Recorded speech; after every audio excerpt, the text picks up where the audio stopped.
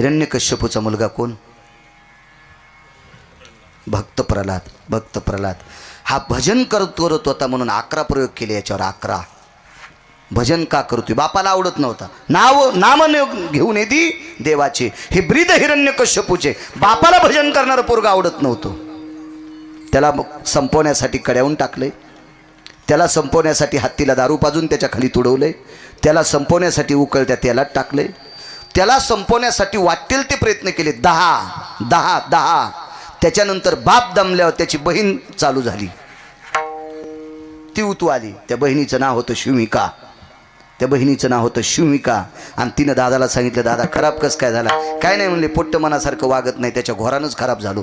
ती म्हणली, बुटं हरपून येते का? नाही म्हणला, बुटं हरपून येत नाही, पियत नाही, काय नाही, गुटखा नाही, तंबाखू नाही, पत्ते नाही, काय नाही, भजन करतंय. किती बाप भंगिरी आहे. असं पोरग ज्याला बडत नाही तो बाप किती नालायक, विचार करा ना. काही नाही म्हणले, पोरग फक्त भजन करते. आणि तरी तुला आवडत नाही? मला आवडत नाही. मग भावाला आवडत नाही ना, मला बी आवडत नाही. बहीण बी अशीच होती ना, पाय बांधून पैठणच्या तळ्यात टाकायच्या कामी. माशा तरी सुधारल्या असत्या हिला खाल्ल्यावर. मग ती बहीण याची, पण प्रल्हादाची कोण होती? आत्या होती. आत्या. मग आत्या म्हणली, बहीण म्हणली भावाला, दादा मी त्याला मारिते. ते म्हणला, मोठे गेले वाहात आणि झिंजून घुसले गावात. 10 प्रयोग केले. म्हणला ते मेलं नाही. तू याच मारते रे म्हणे. मी मारते. मज होतं का विपत्ती. अग्नीत हात घातल्याबरोबर हातात इस्तू घेतले. दादा म्हणला, अरे ताई पोळण म्हणल्याबरोबर तिने पदरात इस्तू बांधला. जळसीन. ते म्हणली, मी जळत नाही रे, अग्नी माझ्यावर प्रसन्न आहे, याच्यामुळे तो पोट्ट मारिते म्हणली. तो दिवस होता पौर्णिमेचा, ज्याला हुताशनी पौर्णिमा म्हणतात. मज होतं का विपत्ती, इतकंच पुरे, एवढंच. मग जे विठ्ठल घेऊन येत बद्री सूचना दिली महाराजांनी, मग मागच्यांनी उठायचं नाही. उद्या काल्याची पंगत आहे, काल्याचं कीर्तन आहे, आपल्या सप्ताहाची परिसांगत आहे आणि महत्त्वाचा दिवस असतो उद्याचा. त्याचे काही नियोजन असतात. 2 मिनटं. काय होतं माहिती आहे का, कुकरच्या सगळ्या शिट्या होस तर गपचिक बसतो. हो, सगळ्या शिट्या होस तर गपचिक बसतो. आणि वाहड्यावर मग खातो, अरे जीभ जळाल्यावर मग थोकतो. असं नाही ना, जरा निवू दिलं पाहिजे. कोणत्या गोष्टी दम काढली पाहिजे, आहे का नाही? शिट्या झाल्यावर बी जरासं थांबलं पाहिजे, म्हणजे गार होत असतो भात खाताना. इतका गरम इस्तू खाचा काय, थोडीशी दम धरली पाहिजे. परमार्थात ते. अजून सांगू का, आता कॅमेरे पुढे आहेत म्हणून कधी कधी भ्यावं लागते. व इथं काय वाटत नाही, पण दुसरे ऐकणारे पुन्हा म्हणतात ना, बाळू महाराज कुठं हात घालतो, मोठा अवघड आहे. तुमच्या घरी बाथरूम असेल ना, तुम्ही त्याच्यात किती वेळ बसता? तुम्हाला एकूण एकाची शपथ आहे. बाथरूम मध्ये किती वेळ बसता? मी लई तुम्हाला संस्कृत बोलत नाही, काय नाही, मराठीत बोलतो. किती वेळ बसता? हा, पोट मोकळं होस तरच बसता ना. मला सांगा बरं, कोण माणूस आहे पोट मोकळं झाल्यावर मधातच बसला टाळ्या वाजीत?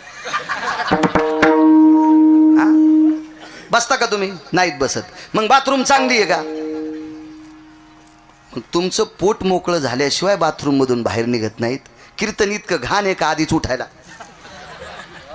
कीर्तन किती निर्मळ आहे. मग निर्मळ जाग्यावर बसायला कटाळा येतो. कीर्तन सांग. अहो, आम्हाला नका मानू, ह्या जाग्याला माना. कोण म्हणतंय तुम्हाला आम्हाला माना? आम्हाला मानायचं का फोकायचं पंढरपुरातला ठरीन, पण तुम्ही या जाग्याला माना. हे ज्ञानभवन आहे, यज्ञभवन आहे, हे अन्नपूर्णेचं अधिष्ठान आहे. त्या महात्म्याने मोठ्या कष्टाने उभं केलेलं आहे. कधी कधी काही जाग्याची ताकद लक्षात घेत जा. कुठं जाऊ नका, संप्रदायाचा नियम आहे. असो, लाकडं जमा केले, इथपर्यंत आलतो ना, आणि त्या लाकडावर बसली आणि भावाला सांगितलं, दादा तू घरी जाय, राक्षसाला सांग पोरग माझ्या पोटाला बांध.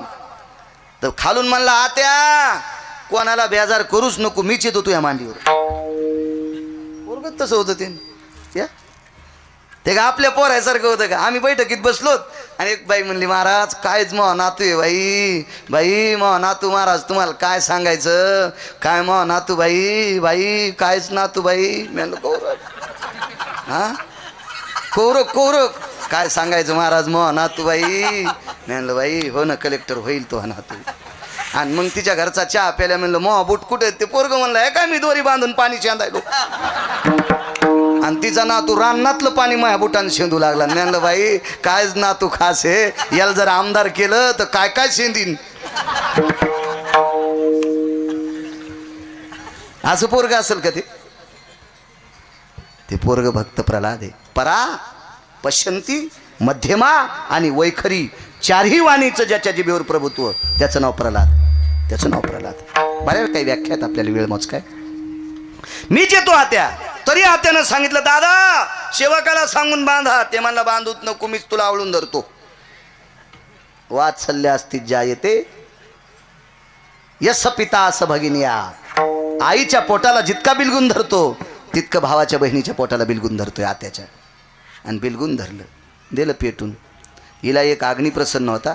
तिला अग्नी जाळीत नव्हता पण कुठपर्यंत अग्नी प्रसन्न होता. लोकांची लेकरं फुकायला चांगलं काम करण्यासाठी अग्नी प्रसन्न होता. आणि भावाला सांगितलं दादा पोरग जळताना तुला पाहा वाटायचं नाही नीट. ते गेलं घरी. आणि मग हिला अग्नी जाळू लागला. ओरडू लागली. ते म्हणला आत्या ओरडू नको लोक पोळ्या खालेत. तोंडच दाबलं. इतकं दाबलं आत्याचं राखुंड होस्तर उघडं नाही केलं. सकाळी बाप आला. प्रल्हाद आत्या पहिल्या गाडीनेच गेल्या. मी त्याला म्हणलं जालन्याचे दुकान उघड्या आत्या तुला नाटी आणते पैठणी आणतील पण आत्या थांबलीच नाही. पहिल्या गाडीनेच गेली. आणि तोरक आत्याची राख यानं अंगाला लावली. नामधारकाची ताकद सांगतो. लेकरं जाळणारी बाई पण भजन करणाऱ्याचा संघ झाला म्हणून आज होळीच्या दिवशी हुताशनी पौर्णिमा जगदंबा म्हणून तिची पूजा करतात. इतकी नामधारकाची ताकद मोठी. एक पर्व सांगितलं फक्त. असे 19 पर्व आहेत त्याचे. पण भजन करणाऱ्याला कमी संकट आलं. किती संकट आले. नाम प्रल्हाद उच्चारी दया सोडवी नरारी उचलून घेत कळीवरी भक्ती सुखे ना आला. पण कधी आधी किती बेजाऱ्या झाल्यात. तुकोबाराय म्हणले देवा काय विपत्ती आली तरी होते माझं होतं का विपत्ती पण पांडुरंग राहो चित्ती विठोबार.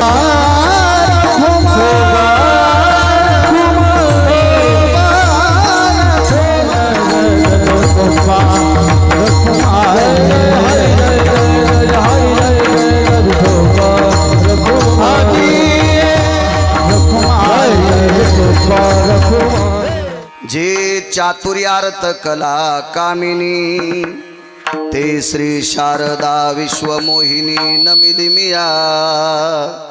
नदी दिव्य गोदा तटीचा विलासी सदा प्रिय जो सज्जना वैष्णवाशी.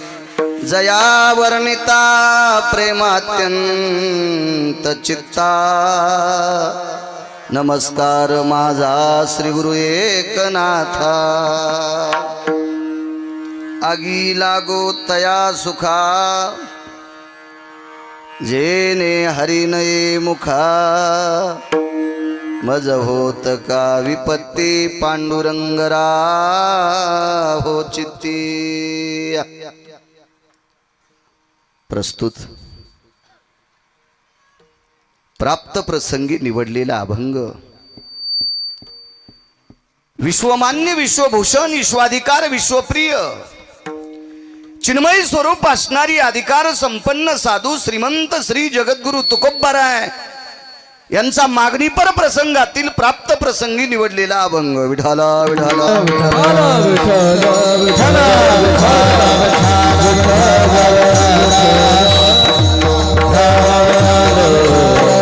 प्राप्त प्रसंगी निवडलेला अभंग देहूतील मालकांचा आहे. हे यंत्र बंद करा ते आता.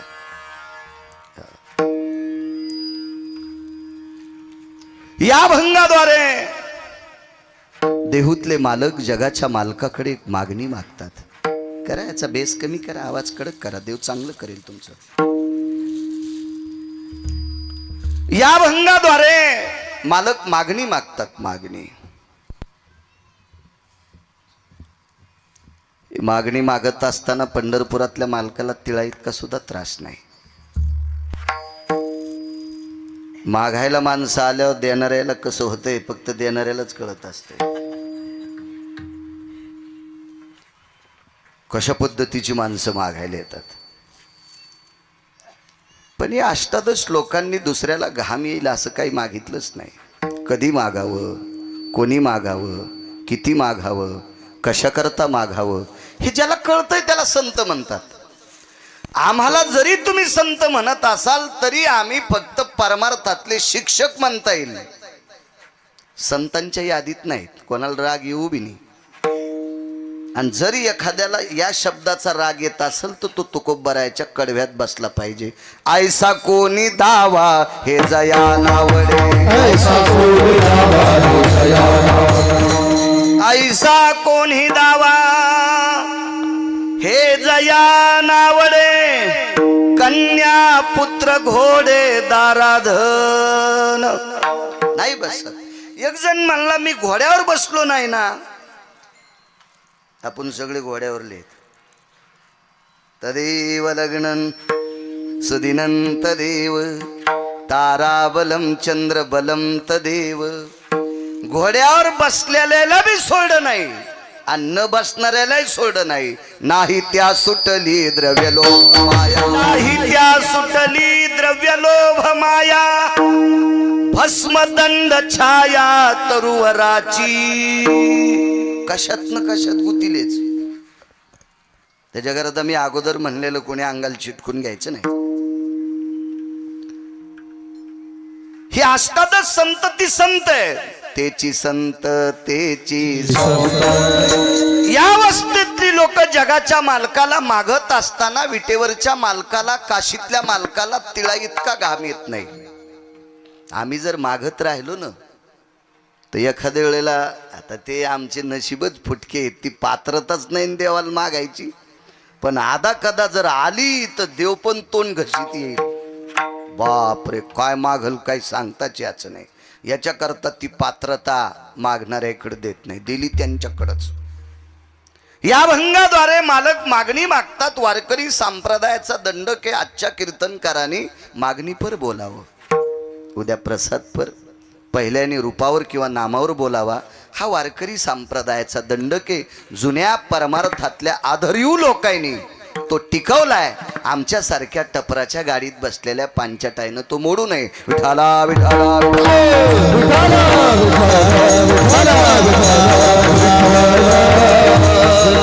या भंगाद्वारे मागणी मागतात.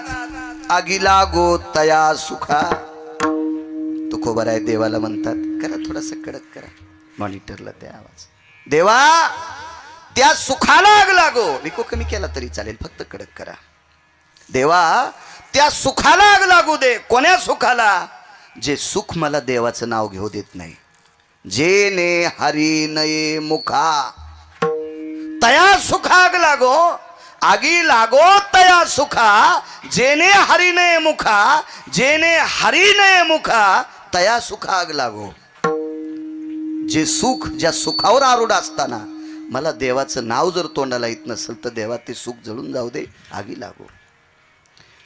भगवंतानं विचारलं काही हरकत नाही, मी तुम्हाला माझं नाव तुमच्या मुखात रात्रंदिवस देईल, पण जर तुम्हाला काही संकट आलं तर. विपत्ती या शब्दाचा अर्थ संकट साहेब. तर तुकोबारायांनी ठामपणे सांगितलं मज होत का विपत्ती म्हणजे संकट. काय संकट आलं तरी हरकू दे देवा, पण पांडुरंग राहो चित्ती. तू मात्र माझ्या चित्तात राहायला पाहिजे. तो देव आहे देव. हुशे साहेब काही माणसं म्हणत असतात मी लय हुशार आहे. एक जण भेटलो मागच्या आठवड्यात, ते म्हणला लय हुशार आहे मी. दंडत थापटू लागलं. भंगिरी होतं आणि मला धोतर असल्यामुळं ते जरा चांगल्या पॅन्टीवरला याच्यावरलं होतं. ते धोतरावाल्याला येडपटवानीच समजिते. त्याला पहिलं सांगितलं बरं तू असं उपेक्षात्मक बोलायला का, तुला काही ऐकायचं म्हणून. नाही नाही नाही नाही म्हणे, आणि तुमच्याकडून काय ऐकू म्हणे धोतरावाला ऐकून. मी म्हणलं भडव्या, धोतरावाल्याला तू साधं समजी. तू धोतरावाल्याचं नोटावर चित्र असल्याशिवाय नोटच चलत नाही. आणि तू काय शिदडावानी वळवळ वळवळ करायला येडपट आपलं. तू धोतरावाल्याला पागल समजी. तू का तू यासारखे इशी कावताल झुपीन म्हणलं पॅन्टीवाले. तू येडपट एक काय तू म्हणलं. वळवळ वळवळ करू लागलं. पागल असतील काही माणसं. काय सांगू लागलो.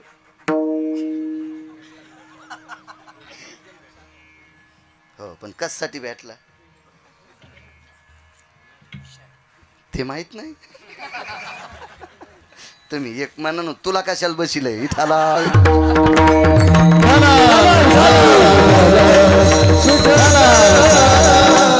ते म्हणे महाराज मी लयच हुशार आहे.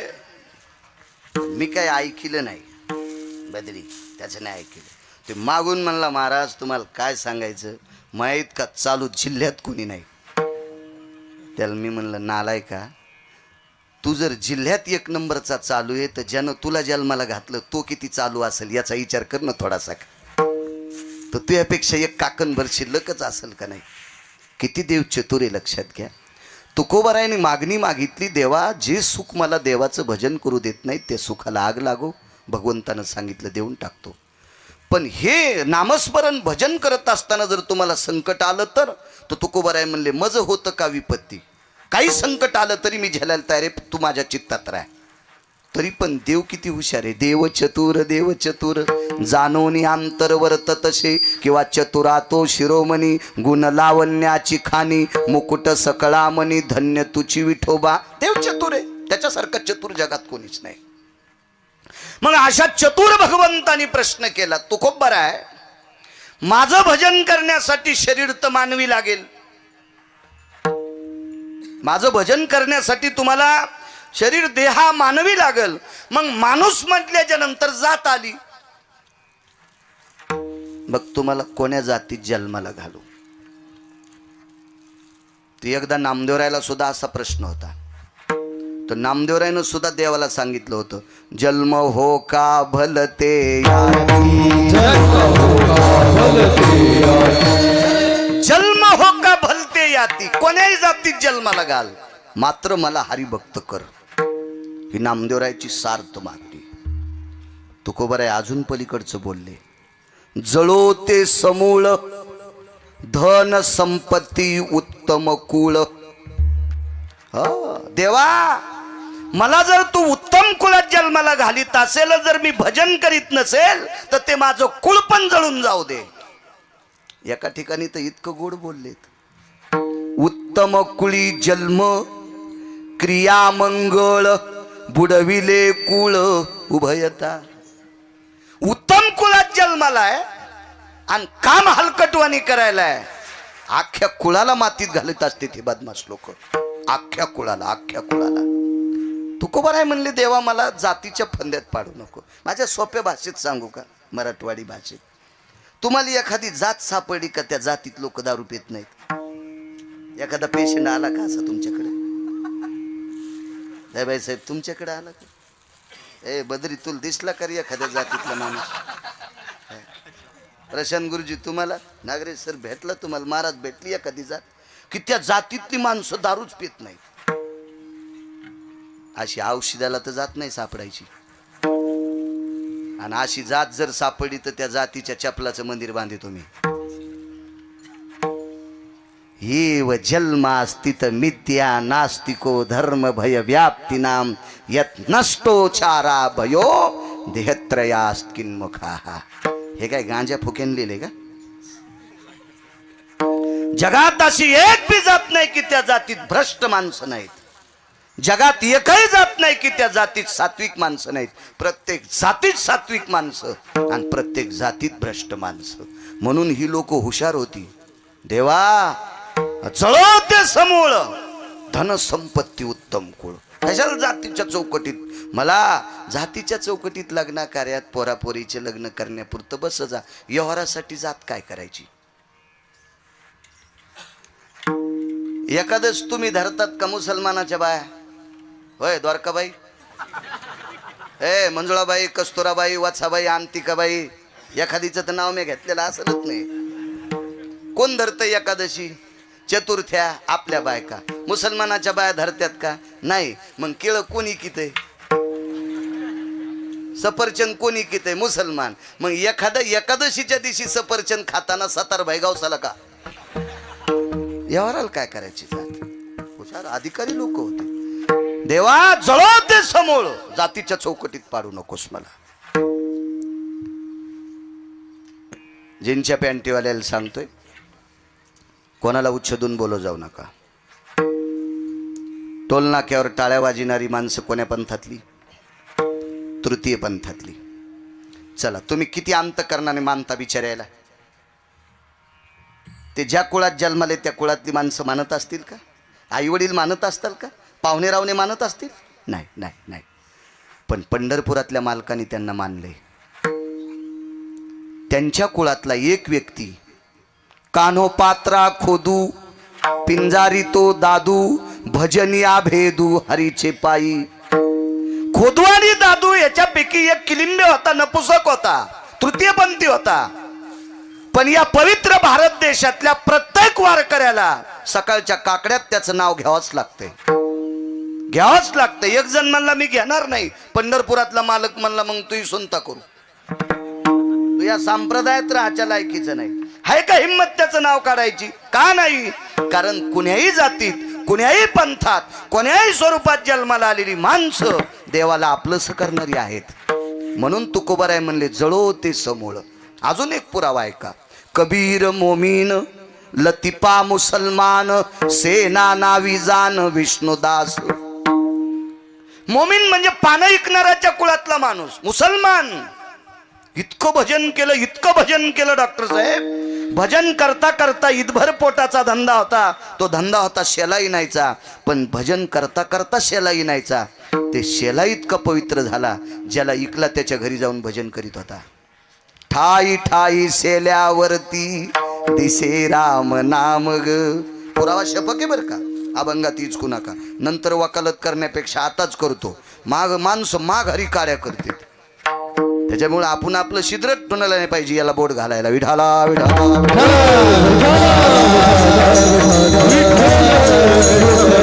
होते मालक म्हणले देवा चळो ते समूळ. आणि पैसे जरी मला देवाचं नाव घेत नसतील, घेऊ देत नसतील, तर ती संपत्ती पण जळो म्हणले. ती संपत्ती पण नकोय. काय मागितलं शेवटच्या कडव्यात? तुका म्हणे देवा रे, तुका म्हणे देवा जेने घडे तुझी सेवा.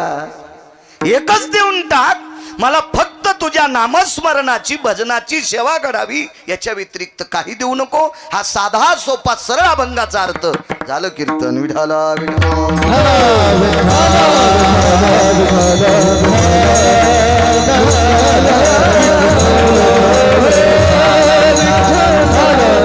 मोठ्या श्रद्धेने, मोठ्या अट्टहासाने, मोठ्या असीम प्रयत्नाने, सात्विक सदाचारी अंतकरणाने हा नामोत्सव, हा नामयज्ञ, हा अन्नदानाचा यज्ञ, परम पावन अधिष्ठान, दिव्य तेजस्वी हे अधिष्ठान, ज्या अधिष्ठानावर वैकुंठवासी हरिभक्तीपरायण परमपूज्य गुरुवर्य कृष्णाजी महाराज व्यवहारे अशा महान महात्म्याने या ठिकाणी साधना केली. हे ठिकाण अधिष्ठित केलं, परम पावन ठिकाण. या ठिकाणावर चालत असलेला हा ज्ञानोत्सव, हा नामाचा अन्नदानाचा यज्ञ, अशा परम पावन यज्ञात आजच्या 7व्या दिवसाचं कीर्तन करण्याचा योग गिरगावच्या बाळूला लाभलाय. हे माझं परम भाग्य. हे कॅमेरावाले तुम्हालाही धन्यवाद. माझ्या लग्नात नव्हता, तुम्ही इतके लावले, चांगली गोष्ट आहे. लाई जा अभंगाचं कडवट टाकी जा. तुम्ही मोठी वाट लावता, कष्ट्यात इंजेक्शन आणलं, असं नका करीजा. तसे चांगले आहेत म्हणा, तुम्ही चांगले आहेत, लायचं खरं धर्माचा प्रचार करीजा. काय ताने आमच्या हौदात पाणी येतं उरुक, तुम्ही प्या. आमचा जे दिवशी हौद कोरडा होईन ते दिवशी निघाला बाळ्या तूर कापायला. विठाला विठाला.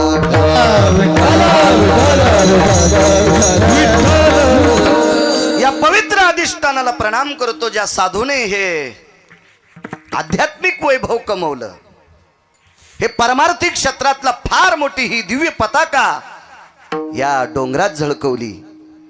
त्या कालवश वैकुंठवासी स्वर्गीय त्या महात्म्याला सुद्धा साष्टांग प्रणिपात करतो. व्यवहारे बाबांना त्यांच्याही चरणी नतमस्तक होतो वारकरी या नात्याने. आणि अभंगावर येतो आगी लागो तया सुखा.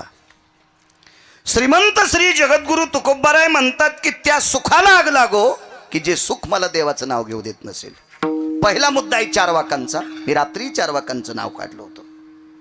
चारवाक इतकी हरामखोर असतात साहेब. चारवाक आपल्याच जन्माला येतात, आपल्या सोबत राहतात, आपल्या सोबत मोठी होतात, आपल्या सारखे कपडे घालतात आणि भडवे आपले वाभाडे काढतात. त्यांना चारवाक म्हणायचं. चारवाक कधी पण आपल्या धर्माचे वाभाडे काढतात. ही चारवाक असतात, ही नालायक असतात, चारवाक असतात. तुम्ही अजून बी काही लोक बना, कीर्तनानं कुठं सुधारले आणि तमाशानं कुठं बिघडले. अशी म्हणणारी भडवे आपल्यात आहेत बरं, अशी म्हणणारी नालायक आपल्यात येतं. यांना चारवाक म्हणायचं. ही आपली जरी असतील तरी चारवाक आहे. हे सूर्य चंद्र सूर्य निर्माण झालेत का, हे विश्व निर्माण झालं का, त्यावेळेस पासून या नालायकांची संख्या आहे. अशा एका चारवाकांनी प्रश्न केला, का हो तुकोबाराय म्हणतात सुखाला आग लागो, सुखाला आग लागो, मग या संतांकडे सुख आहे का? त्याला माहित आहे का नालायकाला संतांकडे किती सुख आहे? ज्याच्या कृपेने साहेब विश्व चालतंय ना. वृक्षाचे पान हाले ज्याची सत्ता, राहिली अहंता मग कोठे. हो तुझी या सत्तेने वेदाशी बोलणे, सूर्याशी चालणे तुझी या बळे. आता बिना मंडपाची सावली दिली का नाही? किती पुस्तकं वाचिणारी इथं आल्यावर सूर्य उघडा पाडीन. किती किती पुस्तकं वाचिल्या सूर्य उघडा पाडू शकते. आणि जर ऊन पडल्या माऊली तो करू शकतो सावली? नाही ताकद. ही पंढरपुरातल्या मालकात ताकद आहे, ही काशीतल्या मालकात ताकद आहे, बाकी नाही कोणात ताकद, ही त्यांच्यात ताकद आहे. मग ऊन पाडायची, शिराळ पाडायची, पाऊस पाडायची, गारा पाडायची, कोणात ताकद आहे? त्याच्यात आहे, त्याच्यात आहे, त्याच्यात आहे. तो मोठा किती असेल याचा विचार करा ना. त्याच्या मोठेपणाचं माप काढायला आपल्याकडे तराजू आहे का? नाही. अजून एक मोठेपण सांगू का त्याचं साध्या भाषेत? कळेल, रुचेल, पचेल अशा. जास्त मी अडचणीत हात घालीत नाही, इचू निघत असते. कशाला उगा अडचणीत हात घालायचं? आपलं सोपं सोपं सोपं बोललं पाहिजे, उगा जास्त काय नाही. हा, तुम्हाला आणि मला किती दिवस वाचवायचे हे ज्याच्या हातात आहे त्याला जगाचं. मी सांगतोय म्हणून ऐकायचं का? संत शिरोमणी निळोबाराय म्हणतात, निळा म्हणे देव राबे त्यांचे घरी आणि दारी करीत असे. दारातला चोपदार म्हणजे कोण? वॉचमन, गेटमॅनच म्हणावं लागेल ना. मग जगाचा मालक संतांच्या सुखाचा परतावा करत असताना वॉचमन झालाय, याचा अर्थ देवाकडे सुख नव्हतं. अजून एक पुरावा सांगतो मागच्या मंडळींना, की देवाकडे जर सुख असतं तर वैकुंठातून संतांच्या सदनात सुखाकारे देव वेडावला, या सुखाकारे देव वेडावला.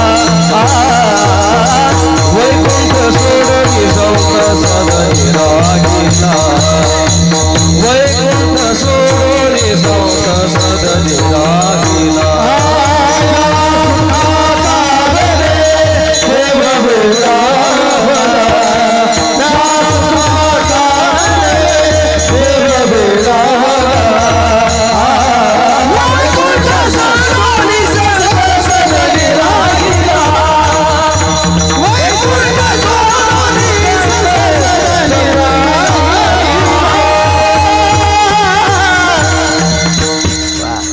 सहज नाव विसरलं. इथले मार्गदर्शक अधिष्ठित आदरणीय प्रभाकर महाराज शास्त्री श्री क्षेत्र पावनधाम आश्रम, त्यांनाही प्रणाम. अजून एक विसरलंय. मी रात्रीच्या कीर्तनातही बोलून गेलो, काल दुपारी सुद्धा बोललो, बारामतीकडे होतो दुपारी. तिकडे पंढरपुरातल्या मालकांनी आपल्याकरता एक देवदूत पाठवलाय. मंदिराच्या जीर्णोद्धारा करता आणि गौमातेच्या सेवेकरता असा एक देवदूत, आदरणीय पूजनीय वंदनीय सद्गुरू पाचपोर बाबा, ज्यांच्या मुखारविंदातून आपण माझ्या विटेवरच्या मालकाचीच पण क्रतात्रेता युगातली कथा श्रवण करत होता, प्रभू रामचंद्राची. त्यांनाही प्रणाम करतो. या सुखाकारणे देव येडावला. मग ते हे सुख कोणतं होतं ते घरी गेल्यावर पहा, पण देवाकडे नसावा. या सुखाकारणे देव वेडावला आणि वैकुंठ सोडून संत सदनी राहिला. बरं, संतांकडे सुख घेत असताना संतांची घरं तरी कोणती चांगली होती? आता त्यांच्या अभंगावर आम्ही कीर्तन करून घरं बांधलेत, असे घरं त्याला नव्हते. नव्हते घरं, नव्हते. पाहुणे घरासी आजी आले ऋषिकेशी, काय करू उपचार कोप मोड की जर्जर. माझं वाक्य. आता आम्ही त्यांच्या भंगावर कीर्तन करतोय. मला गुलाबाचे फुलं टाकले तिथून इथपर्यंत. पाहत होते ना तुम्ही, गुलाबाचे फुलं टाकलेत. नाना प्रकारचं जेवायला. काय होतं, यांच्याकडे देव जात होता आणि देव यांच्याकडनं सुख घेत होता. त्यांची इथं खाला काय होतं, दरदरीत पाण्या माझी रांधियल्या कन्या. महाराष्ट्रात एखादं घर असेल का त्याच्या इथं पानपुडा नसेल? इकत घ्यायचं काम नाही ना. सक्रातीला ह्याची कुणी केलं द्याल्यात. हो, आता तुम्हाला सांगतो, भांडे घासायच्या घासण्या इकत घ्यायचं काम नाही. हो, आमच्या इथं संक्रांतीला इतक्या शॅम्पूच्या पुढे आल्या की आम्ही गाडी पण शॅम्पूच्या पुढे न धुतो. काही दिवसाला यायनं गहू ज्वारीन गॅस वाटावं म्हणजे बस झालं, म्हणजे बाळ्याला पुन्हा ताण नाही कशाचा. पण ह्या मोठ्या चतुर येतात, ह्या तोंड पाहून वान देतात. ही बड्या घरची बाई आली की गुळाचं ढेकूळ, जरा बड्या घरची आली की मग बघवं, आणि गरीबाची बाई आली की शॅम्पूची पुडी. होंडी होशीन होंडी, विठाला विठाला.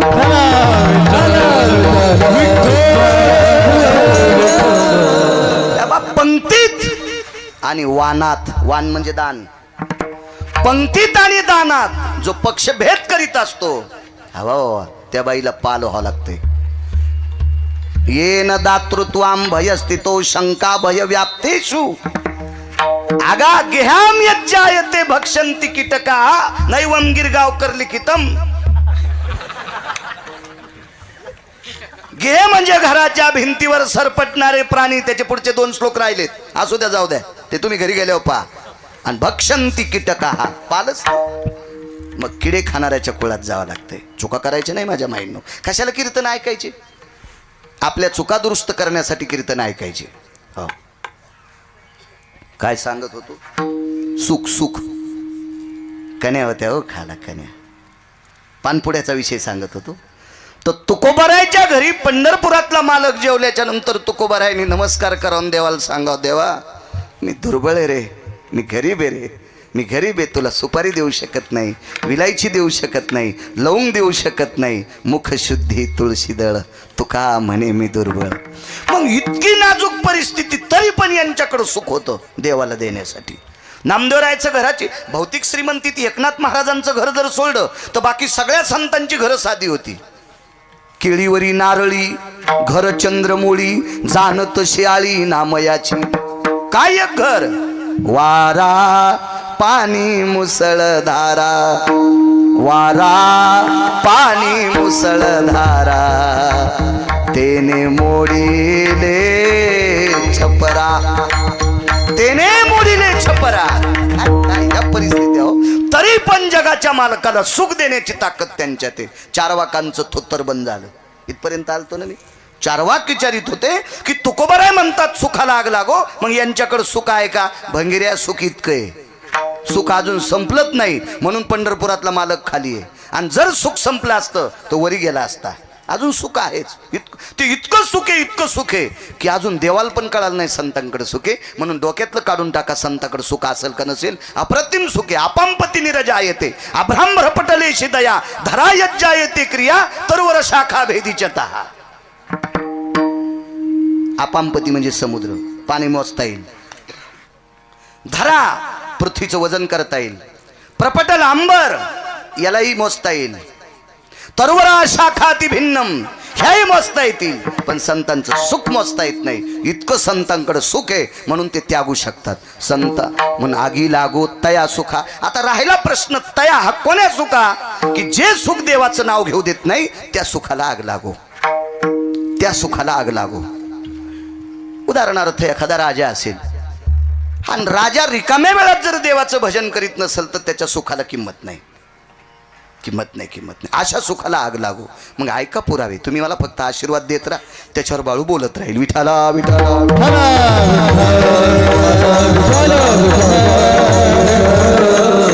एक माणूस म्हणला काय सांगायचं महाराज, लग्नाच्या आधी बऱ्यापैकी सुख होतं, पण काय झालं लग्न झाल्यापासून फार आणा पाठीमागे लागला महाराज. काही सप्त्याला येणं होत नाही, तुम्हाला फोन करणं होत नाही, काहीच नाही. काय महाराज लय ताण लय व्याप, काय सांगायचं. त्या 7-8 म्हशी 9-10 गाई, ते दूध नेणं पेंड आणणं, ते पैसे. अहो महाराज बँकेत टाकायला वेळ नाही. अरे बापरे, रावणाचा चुलताच आहे.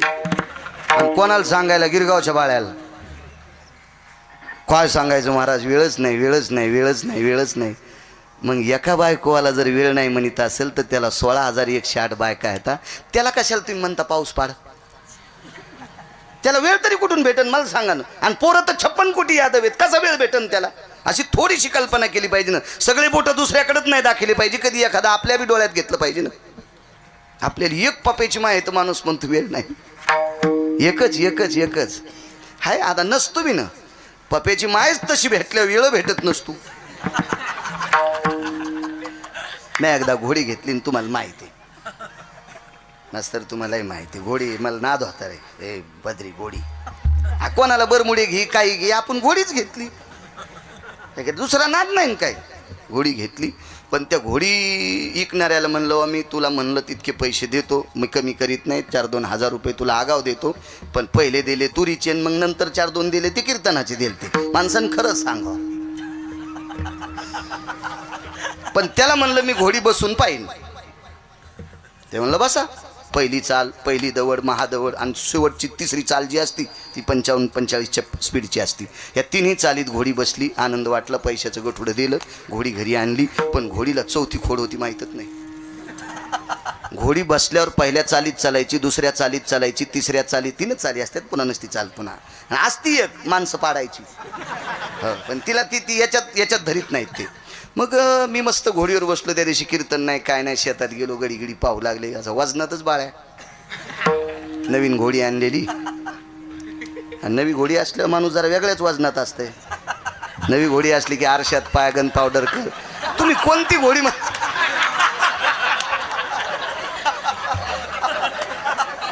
ए बद्री, तू गैरसमज करून घेऊ नको रे. मी घोडी म्हणायलो, घोडी. हे असं होतं बघा. विठाला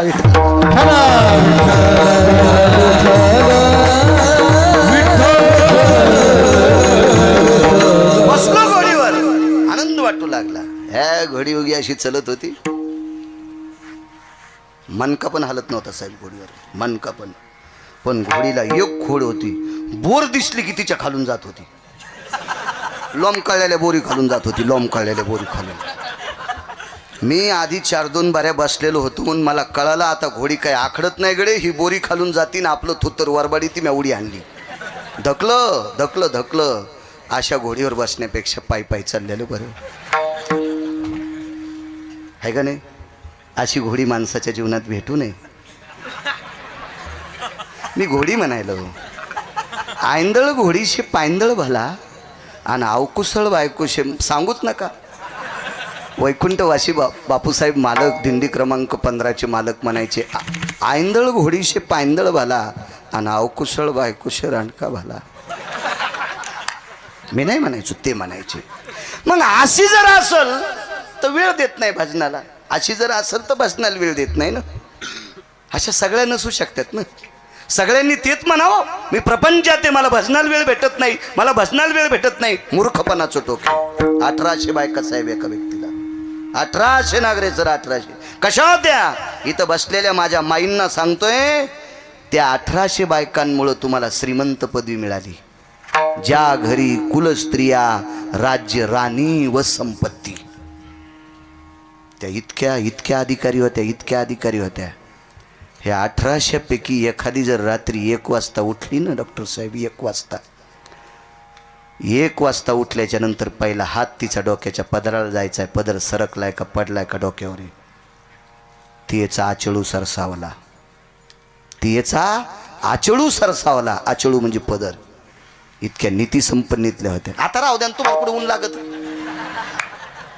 मी त्या सांगायलो 1800. मी तुम्हाला कुठं सांगायलो? मी तुम्हाला नुसतं सांगायलो, तुम्हाला घ्या म्हणी ना. हा, मी कुठं तुम्हाला म्हणायलो. आणि जर तुम्हाला आचरणात आणायचं असेल तरी पुराणातल्या 2 गोष्टी सांगतो. देवानं पैसे कोटीनं द्यावा, पण उघडे नाही ठेवा. देवानं पैसे अब्जानं द्यावा, पण उघडे नाही ठेवा. देवानं पैसे खरवानं द्यावा. ज्यांच्या पॅन्टीवाल्याला आकडा कळत नाही, फक्त हो म्हणा. निखरवानं द्यावा, पद्म द्यावा, शंखू द्यावा. एकावर किती शून्य म्हणजे शंखू. हा 18 विठाला विठाला विठाला.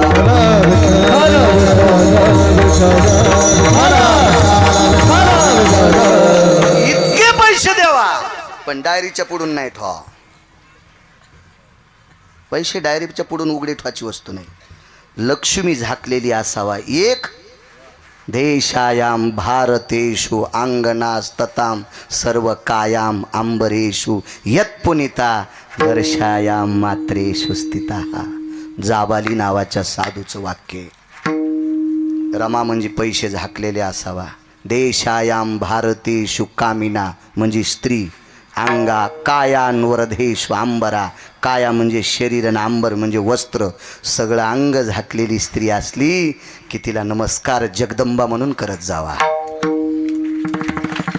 पैसे झाकलेले असावा आणि या देशाच्या स्त्रीनं जास्तीत जास्त अंग झाकलेला असावा. हा वारकरी संप्रदायाची, पुराणाची, वेदाची, शास्त्राची, ऋषीची, मुनींची मनोगतातली गोडशी कल्पना. विठाला विठाला.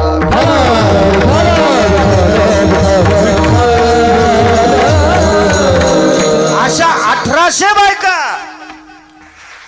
त्या राजाचं नाव महाराज गोपीचंद राजा. आगी लागवत आहे असो का, त्याचं नाव होतं गोपीचंद राजा. गोपीचंदाला मुलगा झाला मुक्तचंद.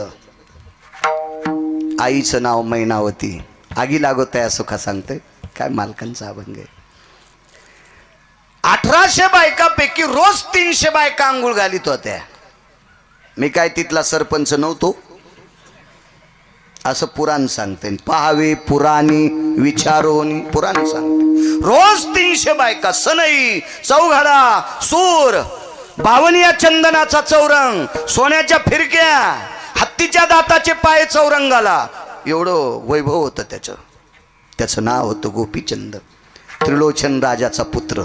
बापाचं नाव त्रिलोचन, मुलाचं नाव गोपीचंद, त्रिलोचनाच्या नातवाचं नाव मुक्तचंद. त्याच्या पुढचं ऐकायचं का, पण हेच 3 ध्यानात धरा. बस झालं. जास्त गोळ्या घेतल्यावर मला वाटतं रिॲक्शन येतंय ना, त्याच्यामुळे बस झाले 3. त्याच्या पुढचं पुन्हा कधी पाहू. असा हा गोपीचंद. पण त्रिलोचन नावाचा राजा निघाला. एके दिवशी गोपीचंदाचं स्नान चालू आहे. आई गोपुरावर होती. गोपूर म्हणजे माडीची पडवी, ज्याला आपण सायवन म्हणतो. खालचं वरचं जेवढे मजले असतील तेवढे. आपल्या आताच्या भाषेमध्ये पोर्च म्हणावं लागेल. पोर्च पडवीत होते, पुढच्या सायवानात होते. आणि वरून चौकात आपल्या मुलाचं स्नान आई पाहत होती. सुरसनई चौघडा वाजत होता. काही पत्न्या पाणी घालीत होत्या, काहींनी उठणं लावलेलं होतं. काय काय वैभव. या विश्वात संसारात फक्त 9 लोकांचं वर्णन केले, त्याच्यापैकी एक रावण आहे. आणि 1 नंबरला संसारात सुख कोणी भोगलं असेल तर त्याचं नाव आहे राजा भरत. त्याचं नाव आहे राजा भरत. याच्या भौतिक श्रीमंतीचं वर्णन पैठणच्या मालकांनी गोडसं सुंदर केलंय. कधी जर वेळ भेटला, रिकामा वेळ, तर भंगिऱ्याला चाटिंग करण्यापेक्षा चांगल्या माणसांच्या वया वाची जा. देव तुमचं खूप चांगलं करीन. विठाला विठाला.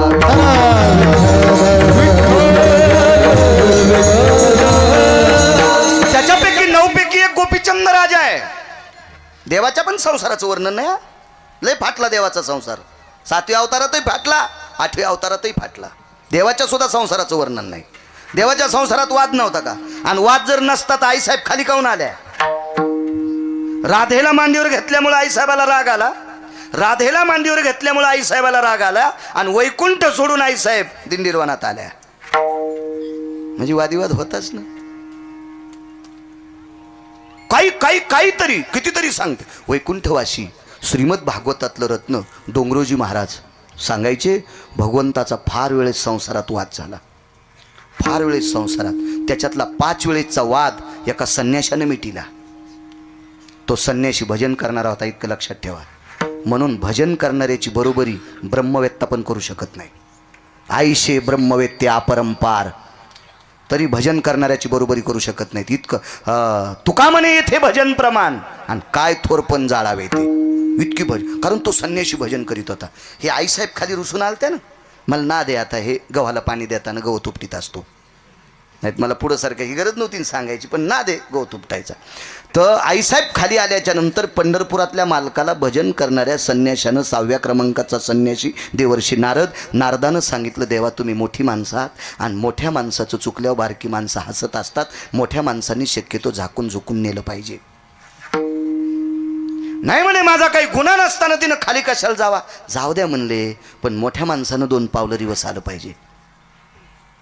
मग भजन करणाऱ्या नारदासारख्या संन्याशाचं ऐकून भगवान वैकुंठातून खाली आले आणि रुक्मिणीला सांगितलं, रुक्मिणी आता काही ताण घेऊ नको, मी आलो ना. आले मग काय झालं, भजन तर तिचंच आहे राधाकृष्ण, ताण घेऊ नको. आता राधाकृष्ण म्हणायचे नाही, आता विठोबा रुक्माई म्हणते.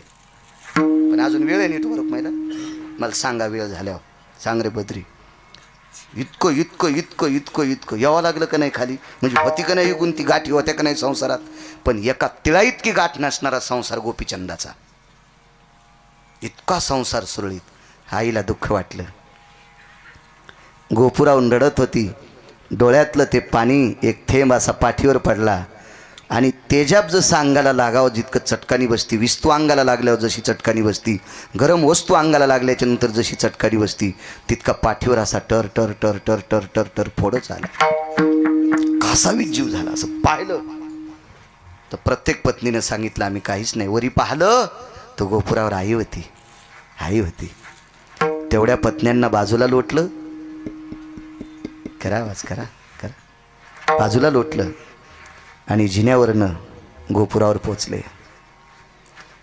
वल्ल्या कपड्यानं आईच्या पुढे मांडी घालून राजा बसला. त्या राजाचं नाव होतं गोपीचंद राजा. माय तू का रडतेस, तुझ्याकडं कोणी वामदृष्टीनं पाहिले, एखाद्यानं वाईट जिभेनं तुला एखादा शब्द वापरलाय, आई तुझ्यानं एखाद्यानं कोणी असं वाईट बोट दाखवलंय?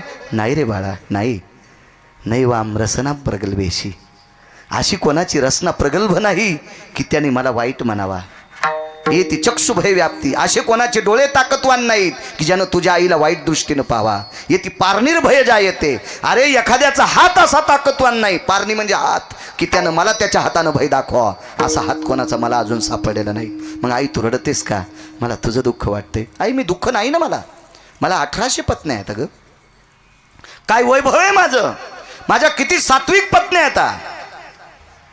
अगं माझ्या पत्न्यांचं वर्णन ऋषीमुनींनी करावं. या देशातली सर्वात मोठी श्रीमंत संपत्ती काय असेल तर या देशाची स्त्री आहे, असं ऋषींनी माझ्या पत्न्यांना बघून पदवी दिली बायकांना. राज्य, राणी व संपत्ती, इतक्या श्रीमंत आहात तुम्ही. सोप्या भाषेत सांगू, रयतेचे राजा छत्रपती शिवाजी महाराज तुमच्या पोटातून जन्माला आले. धर्मनिरपेक्ष महाराणा प्रताप तुमच्या पोटातून जन्माला आले. 6 पातशाहीपैकी 2 पातशाह्यांनी शंकराची मंदिरं पाडली. जगाला सावली देणारं विश्वाचं दैवत शंकर, आणि या शंकरावर सावली जिनं केली ती देवी अहिल्याबाई होळकर तुमच्या पोटी जन्माला आली. ज्ञानोबाराय तुकोबाराय तुमच्या पोटी जन्माला आले. म्हणजे रत्नांना जन्माला घालणारं रत्न किती मोठं असेल. राज्य, राणी व संपत्ती, या देशाची तुम्ही संपत्ती आहात. आई रडू लागली. मुलानं सांगितलं, आई मला कसल्याही प्रकारचं दुःख नाही. तू का रडते? दुःख होणार आहे. हा जो संसार आहे मुक्तचंद मोठा झालाय बाळा. हे 300-300 पत्न्या तुला स्नान घालतात, तुझे 2-4 तास याच्यात जातात. याच्यातून आटपलं की तुला जेवायला आहे, तुला नाना प्रकारच्या सोन्याच्या तपकात विडा येतो, तो विडा घेतो, तो विडा खाऊपर्यंत तू इथं थांबतो. आटपल्याच्या नंतर दरबारात जातो, दरबारात नाना प्रकारच्या निष्ठ अनिष्ट म्हणजे चांगल्या वाईट, राजाकडे चांगली लोक येत असतात आणि वाईटही लोक येत असतात. या सगळ्या गोष्टीची चर्या हे करत असताना याच्यात तुझा बराचसा काळ गेला आणि हा काळातून बाजूला सरकल्याच्या नंतर तुझ्या डोक्यावर ताण येतो. 1-2 तास त्या ताणासाठी तू अलिप्त असतो. कुठेतरी आटपल्याच्या नंतर रात्रीचं भोजन करतो. रात्रीचं भोजन आटपल्याच्या नंतर पुन्हा तुला निद्रा सदवत असते. भजनासाठी तुझ्याकडे उरलंय काय बाळा? हे किती दिवस करायचंय? किती दिवस? किती दिवस? कमरेला फक्त कपडा होता, अंग सगळं उघडं होतं. तोही कपडा वल्ला होता आणि त्या अवस्थेत आईनं उपदेश केला, आणि बाळा आता पुरे झालंय तुझं, पुरे झालंय. तू मोठ्या आनंदानं देवाला सांगशील, मला एवढ्या बायका होत्या, माझ्याकडे एवढी संपत्ती होती, या सगळ्या गोष्टी होत्या. बाळा तू लहान होतास रे, तू लहान होतास बाळा. ह्या उघड्या डोळ्याने तुला राज्य कमवणारा गाडीभर सरपणा जळून गेलाय. माझी या डोळ्याने पाहिली दीपवाळी, आता पेटवा होळी मायबापा. शेवटची होळी मी तुझ्या बाबाची पाहिली, अरे हाड लाकडासारखी जळाली, अंगावरची रोम गवतासारखी जळाली. याच गोपुरातून नशानभूमी दिसते रे, आणि याच गोपुरातून तुझ्या बाबाच्या शरीराला लागलेला अग्नी मी माझ्या डोळ्यांनी पाहिला. बघ डोळ्यात बघ, हे डोळे साक्षीला आहेत रे, तुझ्या आईचे डोळे आहेत रे राजा, बाळा तुझ्या आईचे डोळे आहेत. तू जर यमाला सांगशील, देवाला सांगशील मी ऐश्वर्य भोगलं, यम तुला मारल बरं बाळा, यम तुला मारल. यमाला दया नाही, नाही त्या यमाशी करुणा. मारी ती झोडी ती तोडी ती निष्ठूर. यमाला दयामया नसती रे बाळा. तो म्हणणार नाही हा राजा होता, तो म्हणणार नाही हा भिकारी होता, तो म्हणणार नाही हा कीर्तनकार होता, तो म्हणणार नाही हा मृदंगाचार्य होता, तो म्हणणार नाही हा भजने होता. चुका केल्यावर रट्टे हाणतूच यम. यम भेणार नाही, भेणार नाही, भेणार नाही. मग तुला आताची आताच आपुली आपण करा सोडवून तुला काहीतरी तुझं हित करावं लागेल. उपदेश मान्य झाला, उपदेश मान्य झाला. 19 लोकायला 20 मिनिटाच्या आत उपदेश पावला. 20 मिनिटाच्या आत नारदाने वाल्याला केलेला उपदेश, नारदाने वाल्याला केलेला उपदेश 13 मिनिटाचा होता. मी सांगत नाही, पुराण सांगते. रामायणात बघायचं नाही, दुसरं पुराण पाहायचं. रामायण पाहिलं पुन्हा माणसं म्हणतात बाळ्या कशातलं सांगतो, उसातलं. तू वाची जाईन सुमळ्या, कशाला काड्या करतो. तुम्हाला एक सांगू का, दुसऱ्याचे धुणे धुणाऱ्या माणसाला कालांतरानं बायकोच्या साड्या धुवाची येळ येत असती. म्हणून अभ्यास करण्यापेक्षा दुसऱ्याचे खपल्या काढायचं काम नाही केलं पाहिजे. आपल्याला काय करायचं, एखाद्याचा स्वर कमी असेल तर तुमचा त्याच्यासाठी जन्म आहे का? तितका वेळ तिथं घालून तुम्ही रक्त गरम करण्यापेक्षा त्याला डोक्यातून काढून टाका आणि 2 अभंग अजून पाठ करा. कीर्तनकार तुमची पाठ थापतील. काय गरज आहे आपल्याला त्याच्यावर फुकट उकांडे करून दुसऱ्याची? काय गरज नसती, काय गरज नसती, काही संबंध नाही त्याच्यावर.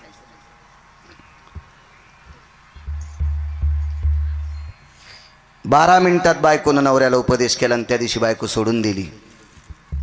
बायकोचं नाव होतं रत्नमाला. आणि 12 मिनिटात उपदेश ज्या नवऱ्याला केले तो नवरा इतका मोठा आहे. त्याच महात्म्याने केलेलं रामायण काल पाचपोर बाबा सांगत होते. मुनिश्री तुलसीदास सर्पाला धरून आतमध्ये गेलता महात्मा. काय उपदेश होता हो, काय उपदेश होता, काय उपदेश होता.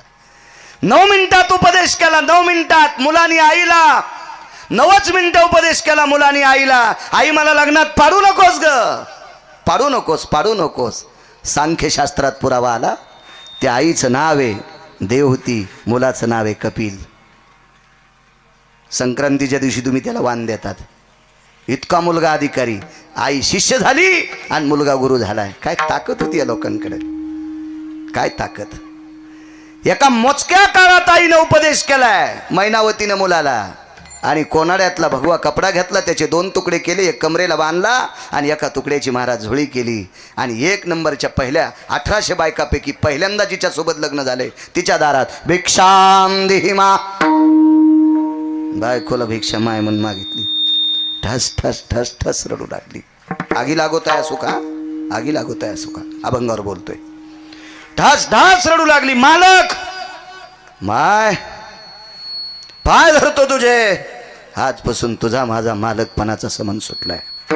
पटपट पटपट सगळ्या बायकांना भिक्षा मागितली. आईला प्रणाम केला, निघून गेला. एका वनात मुक्काम आहे. त्या वनात तो रस्ता होता, त्या रस्त्याने एक पांथस्त येत होता. पहिल्या कडीवर बोलतोय आगी लागोताय सुका.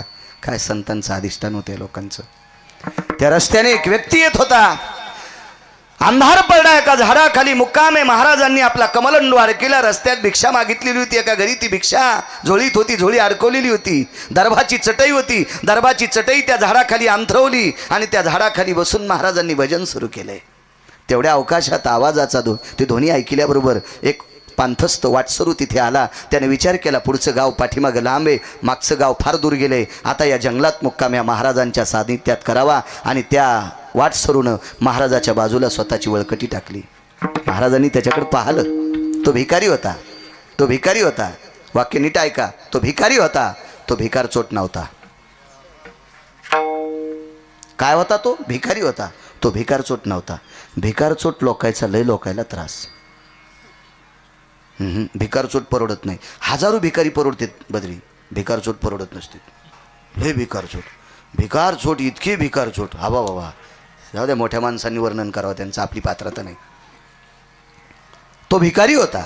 महाराजांनी लक्षात घेतला हा भिकारी कोणाला म्हणायचं का? ज्याच्या अंतकरणातले 6 बाजूला गेले आणि फक्त पोटाची अपेक्षा करतो 2 टायमाच्या खाण्याची, तो भिकारी. होईन भिकारी पंढरीचा वार करी, हे असे हे वेगळ्या तत्वातले भिकारी. हो, स्वामी रामांना एक भिकारी भेटला होता. ते शहर होतं आग्रा नावाचं शहर. तो भिकारी फक्त तळहातावर बसलीत की भिक्षा खात होता. म्हणून साध्वी कुठे बसली हे ढगाच्या अनुमानावरून सांगत होता. काय भिकारी अधिकारी लोक होते. सामान्य कसं कोणाला म्हणता अद्याप नाही. कोणाला वरच्या अंगावून साधं म्हणी जाऊ नका, आणि एखाद्यानं लय कडक टोपी घातली म्हणजे त्याला श्रीमंत म्हणी जाऊ नका. त्याची बायको 7 व्हायचा कापूस याचायला, आणि त्याला नाद एक कपडे भारीचा घालायचा. काय नसते, वरून झकपक आतमध्ये भगभग, काय नाद असतो वरून झकपक राहायचा. बायको कदरली त्याला. हो, नाही इस्त्री भेटली तर तांब्यात इस्तू टाकून पण टोपी कडक करेल. हो, आणि कोणाच्या फालक्याला लग्नाला लटकाल्यालाच, आणि तिथं गेल्यावर म्हणतो नुकती कडक झाली. उष्ट्या हातेनं उठवी काग, भरक्या हातानं कधी कावळा उठिला नाही. आणि हे भंगिरे म्हणते नुकती थोडी कडक झाली. थोत्री थानीन तू ह्या यम हलाम खोरा. विठाला विठाला विठाला.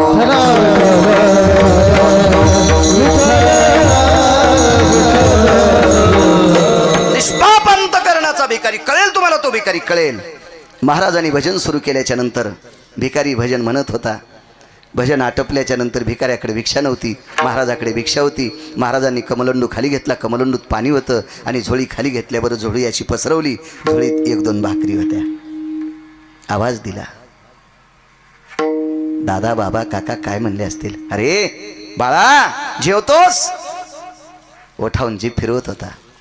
शुद्धीनं व्याकुळ झालेला होता. महाराजांनी स्वतःच्या झोळीतली 1 भाकरी आणि भाजी देऊन टाकली. भिकारी तृप्त झाला. महाराजांनी भजन अगोदरच केलं, अंग टाकलं आपल्या दरभाच्या चटईवर. भिकाऱ्याच्या लक्षात आलं, अशा भयावह जंगलामध्ये ज्या साधूनं आपल्याला भिक्षा दिली, ज्या आपल्या जेवणाची तृप्तता झाली, त्या साधूच्या उपकारातून कसं उत्तीर्ण व्हावा म्हणून भिकाऱ्यानं साधूचे पाय दाबायला सुरुवात केली. लक्षात घ्या, भिकारी किती गोड होता, भिकारी किती गोड होता. हो, आपण कसे भिकारी आहेत माहिती आहे? एखाद्याच्या विहिरीवर लहोट असावा, त्याच्या विहिरीवरलं पाणी काढून पाणी प्यावा, आणि तहान भागल्याच्या नंतर लहोटन दोरी विहिरीत टाकून द्यावा. कसे भिकारी आहेत आपण, देवाला पण कळणार नाही ह्या भडव्याला कोण्या नरकात टाकावा. असले भिकारी आहेत आपण, असले भिकारी आहेत. वा वा वा वा, काय भिकारी आहेत आपण. तपासलं पाहिजे आपल्यातला भिकारीपणा किती वाईट येतं. इतका जरी कळाला तरी बस झालं. विटेवरच्या मालकाला आवडेल आपण इतके जरी चांगुलपणात वागलो तर. भिकाऱ्याने हातपाय दाबले. महाराजांनी सांगितलं नको रे नको. मनातली मनात म्हणले, अरे या भोगासाठी तर संन्यासी झालोय. हे भोग मला बेजार करीत होते, याच्याकरता संन्यासी झालोय. आंघोळीला 300 असतील, त्या आरती वारा घालायला किती बायका असतील, किती लालन पालन असेल त्याचं, किती वैभव असेल. आपल्याला एकच माणूस म्हणलं ते ऐकतो.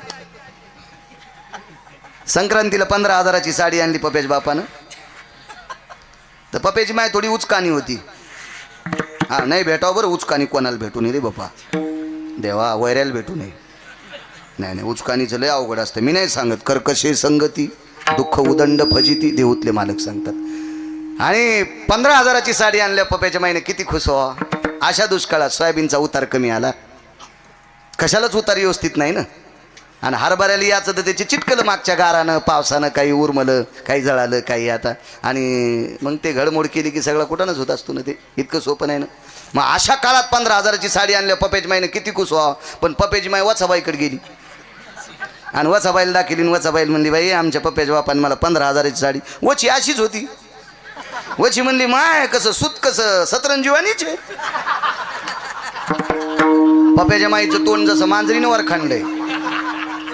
आणि पुन्हा म्हणले, बद्री तुला इतका कसं रे.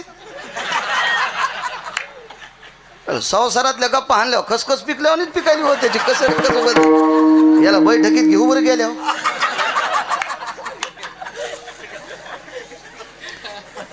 बायकोचं दोन वरण गाड्यावानी झालं. म्हणले काय झालं, काय आणलंय. सुत सतरंजीवानी. हा आणि त्याला अनुभव आहे ना आपल्याला वन कशाची पडलीत आमच्या इतका तुला अनुभव आहे संसारातला हा विडाला विडाला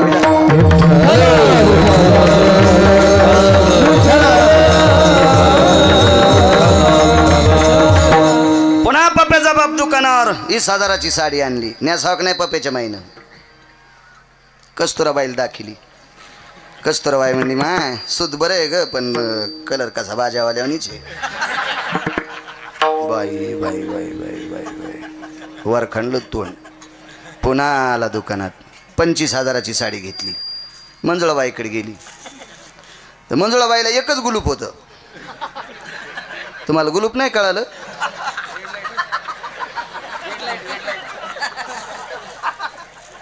एकच गुलूप पण मंजुळाबाई म्हणली माय सूत चांगलंय रंग चांगलाय आणि बुट्या कशा ग गोचडावानी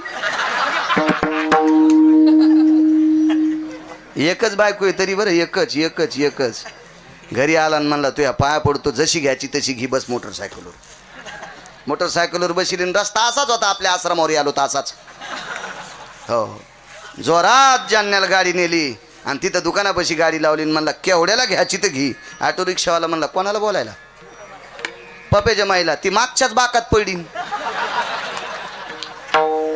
मागाल्याच बाकात पडली ती एक एक एक एक काय सांगायचं महाराज हेवा बायको का नाही उठलं की गरम गरम पाणी तोंड धुवायला देते आंघोळीला गरम टाकी ती आमची वड्याला दाढी ती काय हे तिळभर करायचं आणि इळभर सांगायचं लोयत नाद हो काय काय लोकायला मला सांगायचं आहे एका बायकावाले जर भोगासाठी इतके उडे हानीत असतील याला 18 होत्या जायबाई साहेब काय भोग असेल काय भोग असेल भिकाऱ्याला सांगितलं दादा मन म्हणत होतं नको रे या भोगाला कंटाळून इथं आलोय नकोय हे भोग भजन करू देत नाही नकोय नकोय हातपाय दाबले त्याने पड्याच्या नंतर सहज विचारलं का रे कुठं चाललास काही नाही म्हणे गोपीचंद नावाचे राजेत उदार अंतकरणाचे दानशूर गोपीचंद राजेत आणि या राजांकडे माझं संपल्याच्या नंतर जात असतो उदार अंतकरणान ते राजे गहू ज्वारी मला देऊन टाकतात माझा संसार त्या राजामुळे धकतो तो राजा माझ्यासाठी देव आहे कोण म्हणायलाय भिकारी ऐकायलाय कोण राजा राजा काय म्हणला तो भिकारचोट राजा महाराज काय म्हणतात ते भिकारचोट राजा साहेब त्या भिकाऱ्याला गोपीचंदाला भिकारी म्हणल्यावर इतका राग आला त्याला वाटत होतं महाराजाच्या डोसक्यात दगड घालू का काय निष्ठा होती हो काही लोकांची निष्ठा होती निष्ठा जो निष्ठेनं जीवन जगतो का त्याची दखल पंढरपुरातला मालक घेतो कुठल्याही गोष्टीवर निष्ठा पाहिजे कुठल्याही गोष्टीवर निष्ठा असावी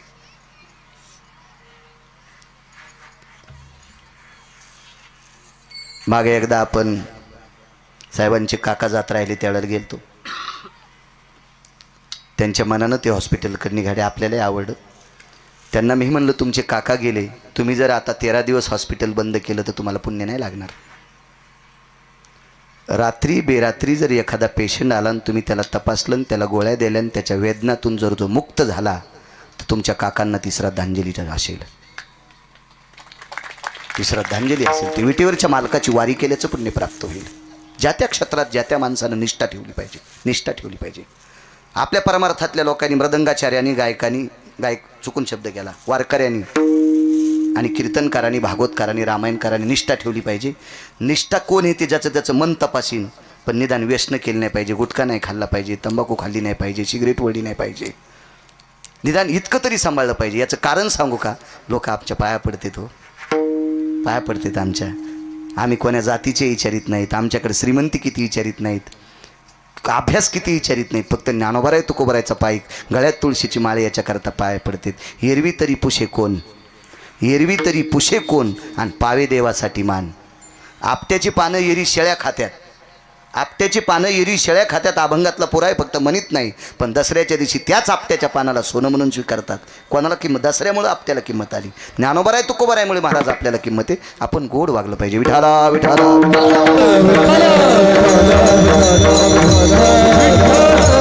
राग आला आणि पाया दाबणारा भिकारी महाराजाच्या विरोधात गेला भिकाऱ्याने स्वतःची वळकट उचलली दुसऱ्या झाडाखाली टाकली महाराजच होती त्याने त्याची वळकट उचलली त्याच्याजवळ 1-2 बऱ्या झालं भिकारी म्हणला महाराज मी मारीन बरं तुम्हाला मी तुम्हाला मारीना. आतापर्यंत महाराज समजित होतो, भाकर दिली, हातपाय दाबले, पण तुम्ही मी ज्या राजाला मानतो त्या राजाला तुम्ही नाव ठेवता. मला तुम्ही आवडत नाही. तुम्ही महाराज असो चुलीत गेले, काय गरज नाही मला तुमची, काही गरज नाही. महाराज त्या भिकाऱ्याचं गोपीचंदावरचं प्रेम पाहून गोपीचंदाचे झालेले महाराज यांचे डोळे रडत नव्हते, त्यांचं अंतःकरण रडत होतं. आणि महाराजांनी विचारलं, बाळा बाळा आणि गिळा म्हणूच नका म्हणे. तुम्ही आता लोक वरखंडे घालले ना, आता लोणी लावायलात का आम्हाला? अद्याप नाही म्हणले, बोलायचंच नाही. ऐक म्हणले, ज्या राजाला मी भिकारी म्हणलो आणि ज्याला तू राजा म्हणतोस तो भिकारी मी आहे. मी आहे. शेकोटी पेटवली. शेकोटीच्या प्रकाशामध्ये गोपीचंद महाराजांचा चेहरा पाहिला.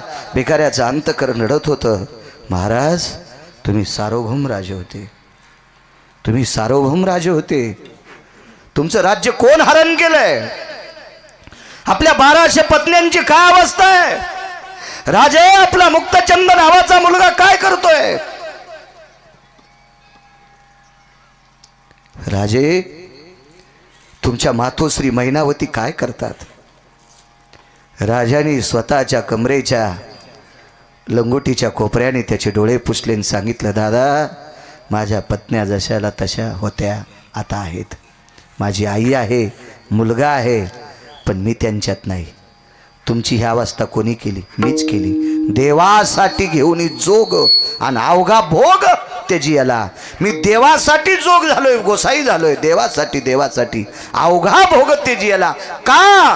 ते भोग घेत असताना, ते सुख घेत असताना मला देवाचं नाव तोंडाला येत नव्हतं, म्हणून देवासाठी घेऊन जोग आणि अवघा भोग त्याची याला. म्हणून मालक पहिल्या कडव्यात म्हणतात,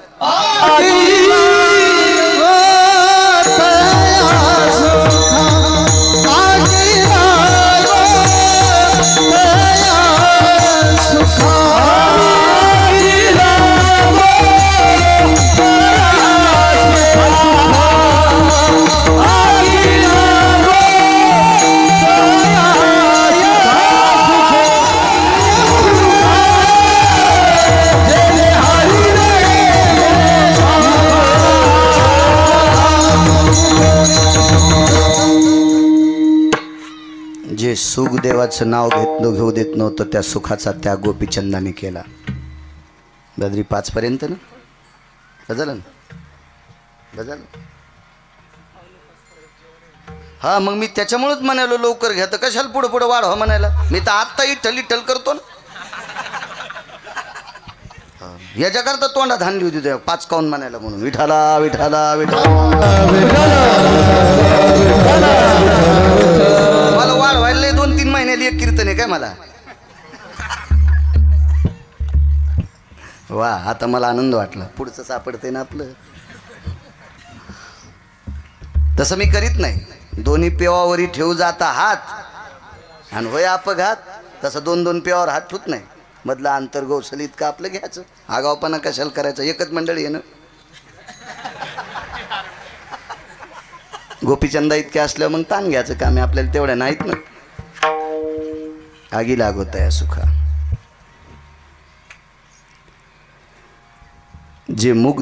जे सुख देवाचं नाव घेऊ देत नाही त्या सुखाला आग लागो. हातभाग सोडून द्या. पैठणच्या मालकांचं वाक्य, देवाचं नावच जर तोंडाला येत नसेल तर नामाविन मुख सर्पाचे ते बीड आणि जिव्हा नवे काळ सर्प आहे.